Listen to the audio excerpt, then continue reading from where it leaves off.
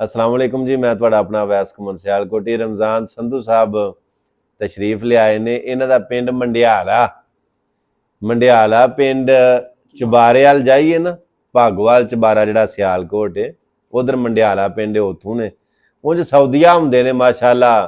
हरम नबवी शरीफ दे बिल्कुल करीब हुंदे ने और मेरे बड़े प्यार करने वाले ने अज भी मेरे वास्ते तोहफा जमजम और मेरे वास्ते मिलने वास्ते आए ने। मेरे वास्ते इन्हां दा आउणा ही बड़ा कुछ है। वो मैं एक दिन गल पिया सुनांदा सा ते वो रमजान भाई पिया आंदे हन गल दोबारा सुनाओ, तो मैं चलो गल सुनाने आ। रमजान भाई होया इसे तरह कोई सप सी ते सप बाबा तगड़ा, ਉਹਨੇ फन खिलार के ते राह दे विच बह रहना ते लोकां ने डरदियां ਉਹਦੇ राह चों लंघना ना। लोकां ने मेरा मतलब इधरों दी उधरों दी लंघ जाना भी सप फन खिलार के ते राह दे विच बैठा।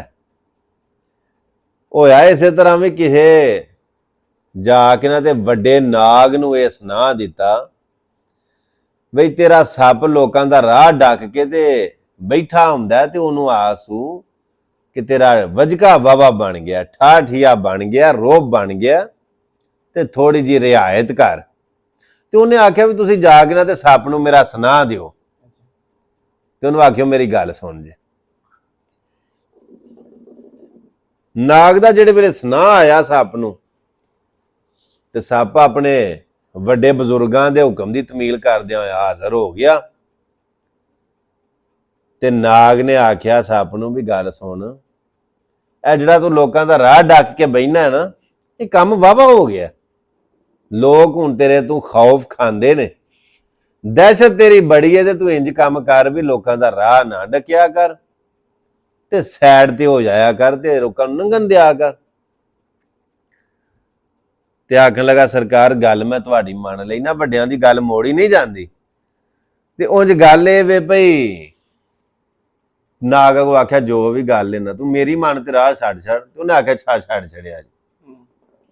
अगे तो फन खिलार के राह च बैठा हुंदा ही ना ते हुण सड़क दे नाल ही बिल्कुल लम्मा जिहा हो के ना जिवें कह लो मच्छी बन गया, किसे नूं कुछ नहीं आखना।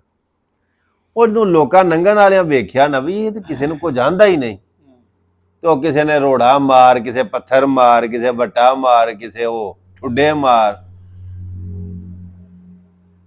वो सप सारा लीरो लीर खूनो खून उधड़ गया, जख्मी हो गया। तो किसे जाके ना ते सुनाह दिता नाग नूं कि वो सप तेरा सारा लीरो लीर खूनो खून हो गया, उहदे नाल की कीता ही? ते उस आख्या की होया सू? ते उन्हें आख्या सप वो सड़क दे नाल लम्मा पे है ते लोग उहनूं मारदे ने पे ते वो बिल्कुल मजाहमत ही नहीं करदा। उन्हें आख्या भी उहनूं आख्यो मेरी गल सुन जे।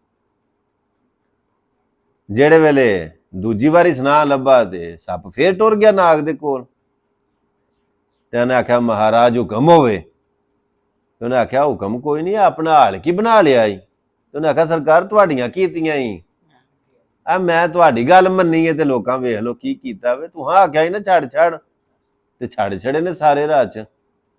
ਉਹਨੇ ਆਖਿਆ ਤੈਨੂੰ ਇਹ ਆਖਿਆ ਸੀ ਲੋਕਾਂ ਦਾ ਰਾਹ ਛੱਡ ਛੱਡ, ਤੈਨੂੰ ਇਹ ਤੇ ਨਹੀਂ ਸੀ ਆਖਿਆ ਵੀ ਹੁੱਕਾ ਜਾ ਕੇ ਵੀ ਛੱਡ ਛੱਡ।